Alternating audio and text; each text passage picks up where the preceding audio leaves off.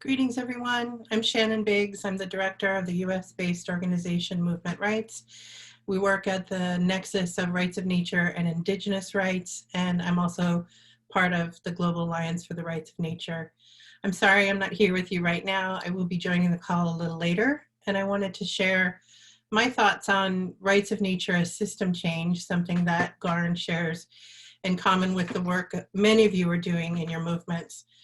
And I think as we all agree that it's time to stop thinking that we must protect nature and recognize that as much as every other life form on Earth, we are nature.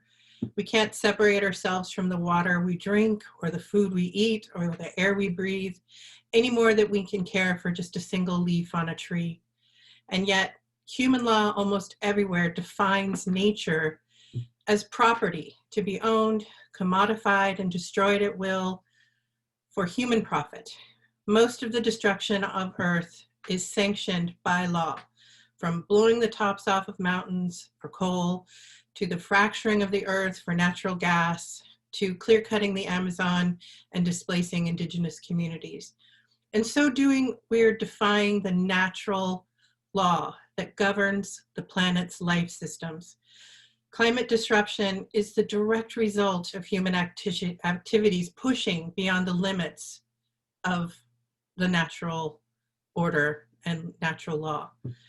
And like no other time in human history, we are really in a unique position to determine our fate, but that's going to require a complete rewiring of mainstream culture, of laws and policies. And it also means confronting corporate power and capitalism that ignores the reality of a finite planet in a quest for endless more. Recognizing the Earth as a living system of which humans are a part, rather than as human property to be owned and destroyed, is a fundamental shift from corporate-led climate capitalism embedded in the DNA of trade deals, of environmental policies and treaties around the world. And if we are to find a solution to climate change, or at least to protect as much as we can at this point, we must stop treating the Earth as a commodity and putting a price on the planet and the processes of the natural world.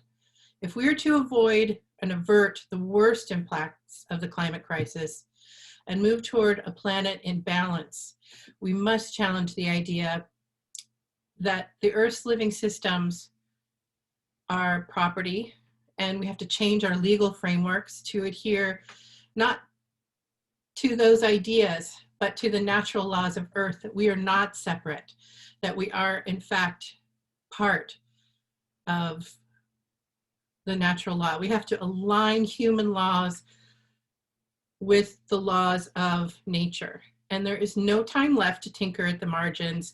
This isn't about fixing the system as is. It is time for radical system change. And I think that's where most of us already are. And it's important that rights of nature and ecocide and indigenous rights and all of the other movements that we're a part of can find those ways to work together, because I think we agree that recognizing rights for ecosystems means that human activities and development can't interfere with the ability of those ecosystems to absorb those impacts, to regenerate their natural capacities, to thrive and evolve. And that requires that those responsible for the destruction, including corporate actors and including governments, be held fully accountable. And that is system change. Thank you.